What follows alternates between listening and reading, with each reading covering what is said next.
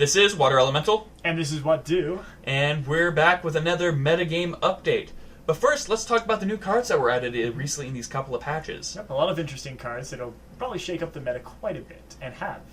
First card being Shards of Fate. This is the multicolor resource. You do not get a resource the turn it is played, but you will get one resource the turn after, as well as picking a resource from your deck. So you can pick any color that you have available. So basically, if you need a certain threshold, then this will take care of all of your issues regarding that. So it's great for multicolor decks, great for making sure that you get the threshold that you need. You might not even need the mana right away, but getting the threshold is more important. Mm-hmm. Next up is Runic Monolith. Runic Monolith is... I like it because it's a great troop answer, in which there are certain troops that you do really need to answer, especially right now. The downside being that you cannot tap a creature every turn. It is every other turn that it can untap. Mm-hmm. So it's really just it's a short-term solution to a long-term problem. But with the 2 costs, I guess you could end up with worse. Yeah. Persecute is a 2-cost black or blood card that gives -3/-3. Useful in certain situations for 2. I can see this being a better draft card than it could be a standard card. Yeah, because you're 1 away from murder. So 1 away from murder, 1 away from a lot of other counter spells and Buccaneers and all other answers. So running him might not be the best choice. He has use, but there are some cards that you might want to do instead. Curse of Oblivion. Look at the top. Look at target deck, and then remove a non-resource card, and every other card is the same in the deck. This is an answer to a lot of things. Mm-hmm. If you're playing against someone who does a big combo deck, then there goes their combo. It's a great way for basically the devs to really control the meta, to say if something gets too powerful, Curse of Oblivion. Run Curse of Oblivion. You know, if you're playing against an escalation deck, Curse of Oblivion, remove the escalation, there goes a major, player. And this could really hurt a lot of decks. Like if you're playing Ancestors Chosen, it's like, okay, he has a lot of them in the deck, I can remove them. So there goes like 30, 40 cards in their deck. Yep, instantly there goes basically your win condition. So. Yeah. Very nice to have. Good stuff. Relentless Corruption. It is New escalation. Yeah, it's the blood escalation. It's kind of nice to see. 3 cost, 2 threshold. Put the top 1 card of target opposing champion's deck into your hand. The threshold of this card becomes 1 blood. Exhaust escalation, and it just adds 1 to each number of cards for each. It's a fun card. I mean, I don't feel like it's a great card, but I think it's a really fun card. It's that's going to be a good draft card or a limited card compared to being a standard card. This is true. Howling Ambush. Reveal the top troop from your hand. Deal damage equal to that troop's attack to target troop that entered play this turn. Very good if you're playing against a deck that's playing a lot of big creatures, and say you're playing Argus. Argus reveal. Oh God. I wonder if that takes one off its cost for revealing it. Because that's a separate trigger. Yeah, I think because revealing it is a cost associated that you have to do in order to do the effect. Yeah. Oh darn. That's still pretty funny. Argus. Okay. Goodbye. Well, Argus is a 5/5, right? Argus is a 5/5 with for 12. I think it's the attack that it goes off of, though, rather than the cost. Well, let's look. Give me a second. We actually have the whole set opened up through the game building menu. So no, I mean the diamond card says use your attack. Yeah, use the attack. So I'm looking at Argus's attack to see how much damage he would do. Oh, right. He's a 5/5. Yeah, so he'd deal 5. So just checking my facts on that. Always good to be safe rather than sorry. We want to get you the best information. He said it was something else. Shut up. Shut up, you. It's good because Diamond does need creature straight up removal instead of creature hold down. They also have a lot of prevention, like this new card, Stone Skin. 1 cost Diamond. Interrupt target's action targeting you or a troop you control. So someone does Siphoning Life. Stone Skin. Someone's trying to murder a really powerful creature. Stone Skin. So basically, if someone's doing anything other than a board wipe, basically anything other than troops to try and kill you, then this is such an awesome answer. Yeah. It's like, oh, you're trying to mill me? No. Direct damage? No. And we'll get He's into like, why White's no. so powerful right now. And one of the reasons is because of that card. Soul Marble. It's a 1-cost constant. Pay 1 to add a sculpture counter to this constant. And then, if it has 10 or more, choose one, transform this card into a Soul Cavalry, or transform it into a Soul Armament. It's kind of interesting to see that this is not a one-turn effect. So, depending on how fast your deck runs with, mana, if you're running Hex engines or anything like that, it can do some really cool effects. But the problem is, what do you get out of it? You have two choices. Because you basically have to put 10 mana into it. Yeah, over time. And the first choice is Soul Cavalry. It is a steadfast spell shield for 5. It's a 5/5 with steadfast and spell shield. So for 10, is it worth your investment? For a 1 creature with steadfast and spell shield. The spell shield makes it so that it can't be countered. You build up 10 mana, it comes into play, gets raped. I feel like it's possibly useful, especially in limited, but you're sacrificing a lot of opportunities to put that out there. So much mana to just shove into it. So I personally wouldn't run it, but I can understand it might have some uses at some points. Soul Armaments, though, says troops you control get a +2/+2 steadfast and spell shield.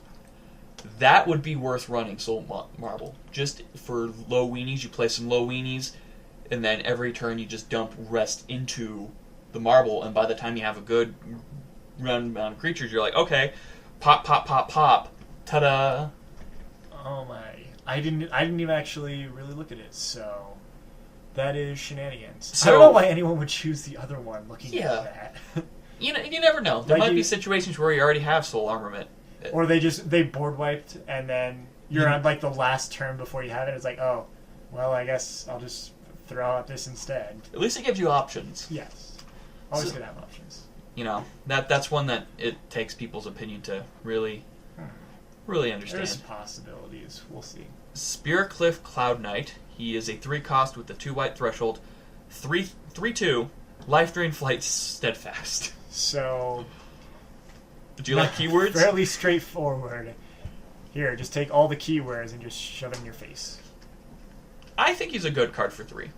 You could run better, but for flight, life drain, and steadfast, I don't know if you can run better for 3. For all 3 of those abilities, being able to swing in and not have to worry about losing someone who has lifelink or life drain is shenanigans. Yeah, I think it's quite impressive. Judgment, 6-cost, 2 threshold. Destroy all cards with cost less than the highest cost among creatures among cards you control. So pretty much, if you have a 10-cost card, everything's going to go away except for that 10-cost card. Mm-hmm. Yep, and especially if you... One way to look at it is that if you have a deck specifically that has the same mana cost or a very consistent mana cost across creatures, this could basically say, okay, I'm going to delete everything except for my stuff. So get rid of all the chump blockers. Yep. So, it seems pretty cool. Pretty radical. Ozawa Cosmic Elder. 7-cost, 2-white threshold. Unique card with life drain. This troop gets +X/+X, where X is your health. So this is currently a rather serious issue in the meta right now. Yeah, and we'll talk about that in a little bit. So we'll skip, and we're gonna move on to some other cards. Mm-hmm. Scrap Welder, 4-cost, 1 red threshold. When this troop enters play, if you control an artifact, this troop gets +3/+0 flight and speed this turn. Really good. If you're gonna try to play an artifact dwarves deck, he's a really good 4-cost. Yep, 4 costs. I'm gonna smack you for 5, and you have to have flying, or else you're gonna take it. That's classy. 5 damage in the air. Pretty hard to stop unless they counter him or have a flyer already in play. Even so, you're getting rid of a flyer. This is true story. Daring Swordsman deals double damage. This one, there are a couple questions that I have for it because I personally haven't used it. does it attack twice, or does it just multiply the damage? I think it multiplies the damage. Okay. So it's not dealing 2 individual instances of damage. It's saying when it deals damage, it will double it. After it deals the initial damage, it will just multiply it. Okay. So a good guy, but with that in mind, it's not crazy. 2/2 for 4. He's very vulnerable. He's not in the 3 threshold range. You can basically just think of him as a 4/2 at this point. And then if you buff him, I guess he gets pretty good. Comet Strike. This is a very fun card. It's a fun card, especially for the lore aspect as well, because this is exactly what set all the events into motion. So it's a 10 cost. Void all cards in play, and from each champion's graveyard and hand. Each champion gains 10 resources and 10 of each white, red, and blue threshold. So, if you didn't listen to our lore overview about the kind of history of Hex, a giant comet ripped through the earth and created 3 new mana, the diamond, the ruby, and the sapphire. So this is kind of saying, okay, let's recreate that in card form. So, which is really cool. And especially... not playable. I think it's an interesting combo with the cards that say, do this equal to your threshold for blank. Like the blue one, I don't know if they... I don't believe they've put it in yet, but you get to basically... index for your threshold of blue. The white buffs a creature's defense or for that threshold, and the red one is deal that much damage to a creature. So I guess there could be some synergy there, but it's just fun. Counter Magic, a card we've both been hoping to be implemented. Yes. 3 cost, 2 blue threshold. Interrupt target card. Each card with the same name as this card owned by the opposing champion in all zones get a permanent +2 cost. So not only does it stop a card from being played, but increases the cost of every other card in that opponent's deck. Mm-hmm. Very, very powerful and very, very useful. Very powerful and very useful, and it's because of that, as well as with the diamond card that we mentioned previously, that we don't see as many life siphons, and that'll be something that we can talk about in a little bit. Next up, we have Eldritch Shield, which is a 2 cost for 2 threshold of Sapphire. It's a quick action that gives target troop permanent spell shield. So it will fizzle any ability targeting a creature that is being targeted. So if someone goes murder, Eldritch Shield says, I'm going to put a spell shield on him. The spell shield goes off first, and so the person, when murder tries to target it, it cannot. It can't. So the effect fizzles, and in most card games that means that it's a pretty good counter to most target abilities. Yes. For 2, I think it's for a permanent. Definitely. For a permanent, it's fantastic. Oh yeah. And then next we have Menacing Grolk. I apologize. It is a 5 cost, 2 Sapphire Threshold troop. It is a beast with flight, and when this troop enters play, exhaust each opposing troop. Those troops can't ready during the opponent's next ready step. It is a 2/2. 2/3. 2/3. I can read. Used to be a 2/2, I think. You know what? It was. Huh. But I do like this card, just because it's being able to lock down the enemy's field, which I think is important for Sapphire especially, who's trying to be a control. Take control and really being able to handle the more aggressive other colors in the game. Yeah, and so since this taps pretty much their entire board of all creatures, that gives you a free swing. So if you're comboing with a green, with wild or black or ruby as well. Yeah. I keep calling them by their magic colors. I apologize. It's going to take a while. Me Played too. Magic since I was like 4. It's hard not to go with the 5 colors. Cosmic Transmogrifier. This is a card I want to work so bad. It's a 5 cost, 2 blue threshold, and it's a constant. Pay 3 to transform each artifact, constant, troop into a random artifact, construct, or troop with the same cost. So when you play this card, it will essentially change the whole situation of the field. Mm-hmm. Like, your opponent's playing a lot of, like, raptors or something like that. You hit that, he can get a totally whole board. Instead of raptors, he has battle hoppers. Oh, that would be hilarious. What have I done? That's true. And since most token cards have thresholds and cost, it can happen. A possibility. And it's only all it has to do is look for a card with the same cost. And especially, I think it's going to be interesting if someone plays it and then they get another one. Or that would be. I don't think there's a. Oh yeah, because you don't 5 cost with 2. There's not many out there. Does it have to match the threshold as well? Yes, I think so. Right. with the same cost. The same. Well, I don't know if cost is the same threshold. You know what? That's something. We'll have to experiment later. Yes, experimentation. Experiment for science. But that's one of the cards that really shows that they're trying to go above and beyond what a card game can do in a digital form. Most cards like, or not Hex, but Hearthstone are like, okay, we can put out some cool tokens and we have like champion effects. But that stuff you can still emulate in card form. It takes a little bit of effort. But with this, is like, can you randomize any card from any set? It's like, no, you can't. So it is really interesting. I don't think when you're playing the game you won't see it much, but when you see it, I think it's fun. You'll get a good chuckle or a good rage out of it, I have to say. Or both. Next up is Twisted Fate, not the League of Legends champion. But it's a 2-cost, 1 blue threshold constant, and says whenever you draw a card, each opposing champion bears the top card of their deck. Mm-hmm. Not very powerful. Yeah, I mean they're trying to make mill better, and with the blood cards that are in it, there's good space for mill. I don't think that's really gonna work. Through drawing cards, I don't think it's gonna work well unless you combo that with the red constant that draws a card, like a Howling Mine, where every time you have that card out, everyone draws an extra card which during their draw step. I could see that hurting a lot, but it's not worth. It's not gonna wreck the game. No, it's gonna be an inconvenience. Yep. Next up, we have Mastery of Time, a 5-cost with 2 Sapphire Threshold, basic action, that says take an additional turn after this one. Void this action. So, Time Warp. Time Warp for 5.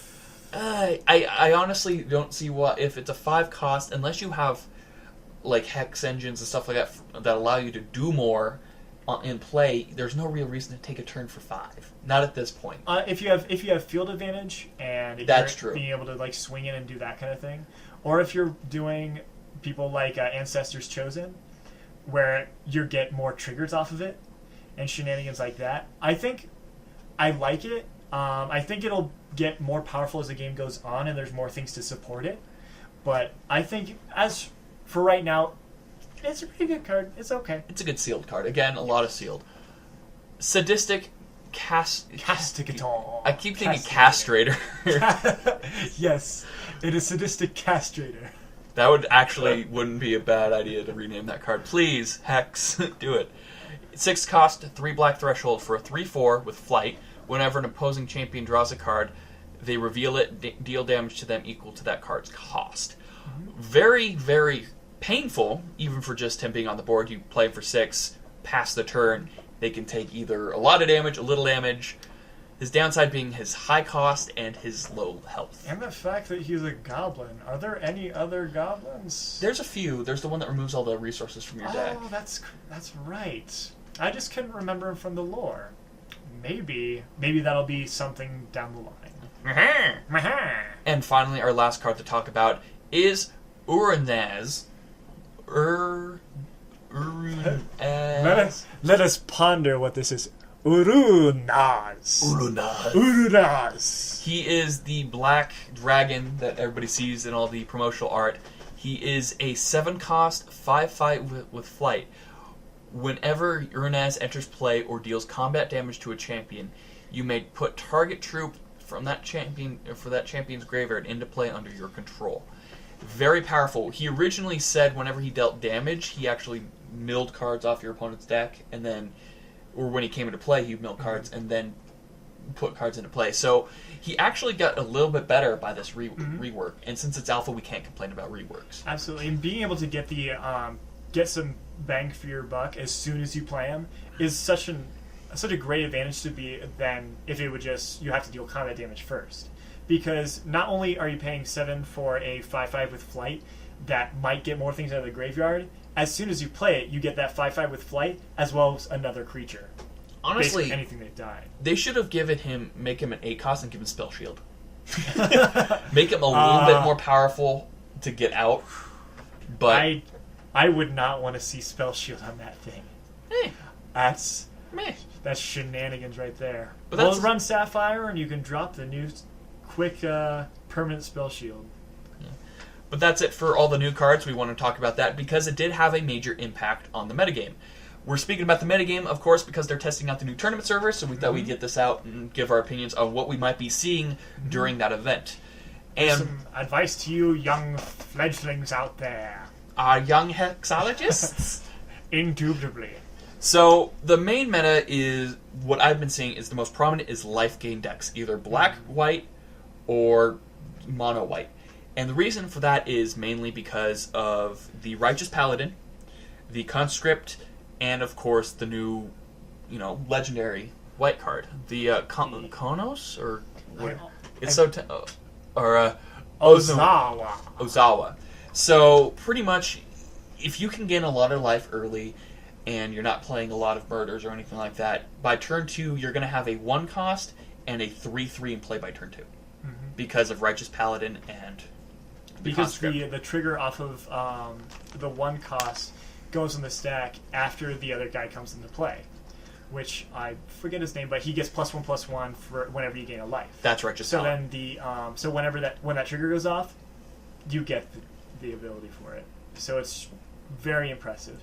And as far as Ozawa, that's the late game ending. The fact that he has life drain on his own is incredible, because it basically means that if you don't answer him immediately, or if you don't have an answer for him, then they get to double their life every combat.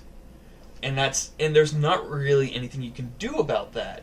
You could block it, but even if you block it, he's still going to gain the health, and by next turn it's double damage. So even if you're playing like Run to the Litters, those fronts are just going to get turned to dust.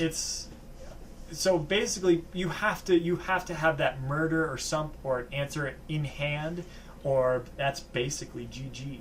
There are 2 ways to counter this deck that we have come up with. The first one being Ruby Witch. Ruby Witch is a 2-cost. I believe is it Ember something Witch? No, it's Ruby Witch. Oh, let me double check with using the power of Google. Technology. But I believe it's Ruby Witch. It is okay. It might not be Ruby Ember shenanigans. I'll look for it. But it's a 2-cost 2/2 with Steadfast that says opponents cannot gain life. The 2/2 Steadfast alone is very powerful, but the fact that she prevents it makes her extremely powerful against these decks. And it's definitely something to sideboard if you're in Diamond. Yeah, right now there aren't any sideboards that you can use, so putting her main board isn't like much of a hindrance. You can just take out a 2/2 or something like that. Just run a couple of them to bring out. So it's something I would say, if you're having a problem with these decks, build a red deck that burns using this card. As well as something that's happened with the new cards coming out is that originally one of the main big decks in the meta was the Life Siphon deck, because with Life Siphon there wasn't any way to deal with it. Now we have Counter Magic. We have the new Diamond 1 cost that says okay, goodbye to Life Siphon if they try to interrupts it. So it's still there, but now that there are answers, we're seeing a lot less of it, which it's good. It adds more variety to the game, and then once people are able to counter the life game more effectively, then we'll see a new shift. So plenty of shifts. And if you don't want to run the red deck, you can always run a mill deck. Mill decks being, very viable in the fact that you can run the blue counter magics. You can run a lot of, Life Siphon to counter that act if you're playing Blood Sapphire. And the fact that if they're healing, it's going to be kind of a stalemate between you two, because they're going to be very defensive and you aren't going to be able to do direct damage.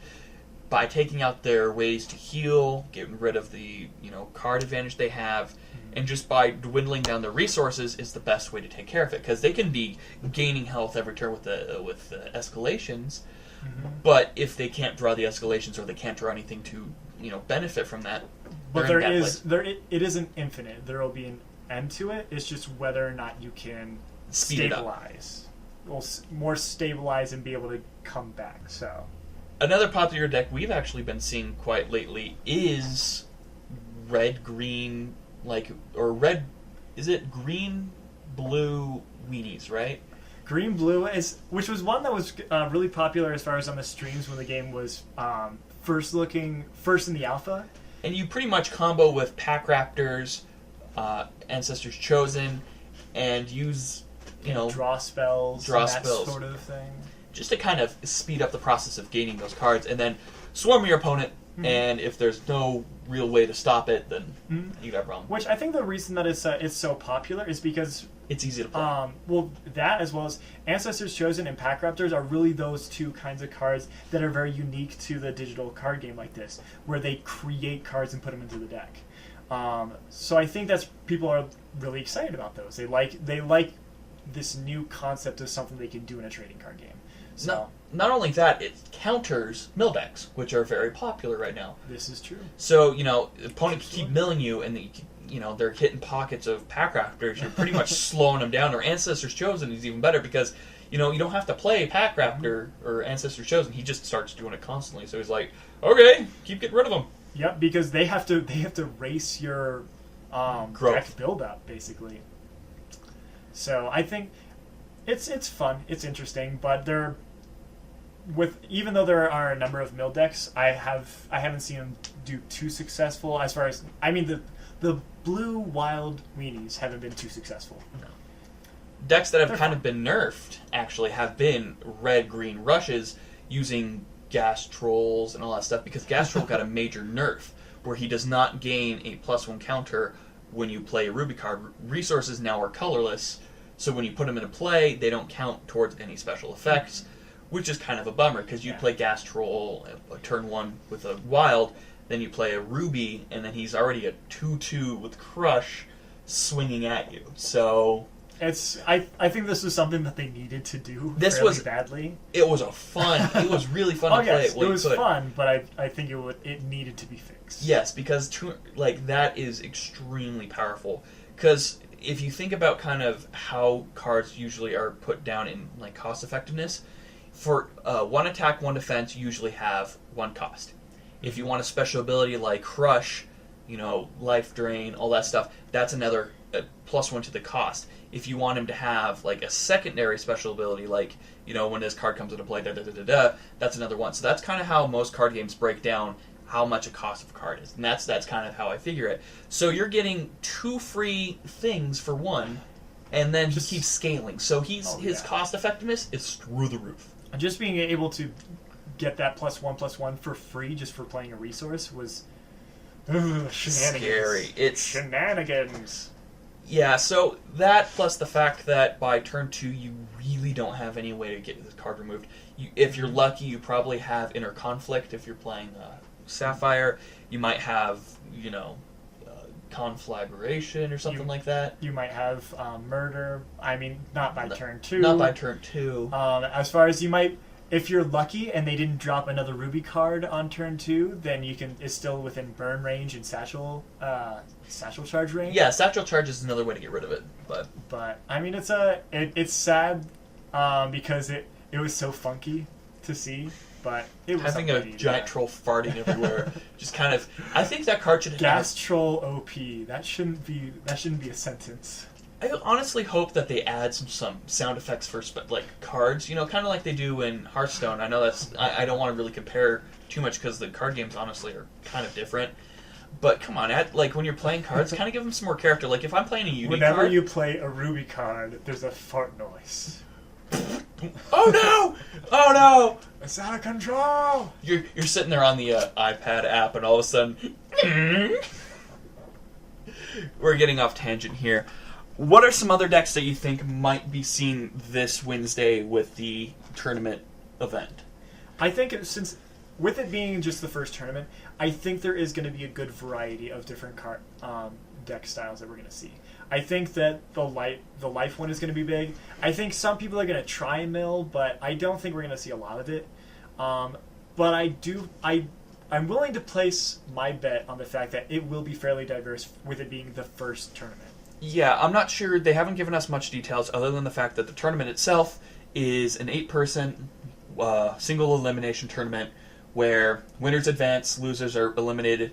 And I don't know if you can join multiple tournaments in a day or whatever, but there will be prizes when actual collections are implemented. Because right now we have all the cards, we're just testing them, but they're going to keep track of that. And when they're testing, sets and all that stuff, or personal collections, they will give us special cards. So we don't know what that is. They said they're going to keep involved.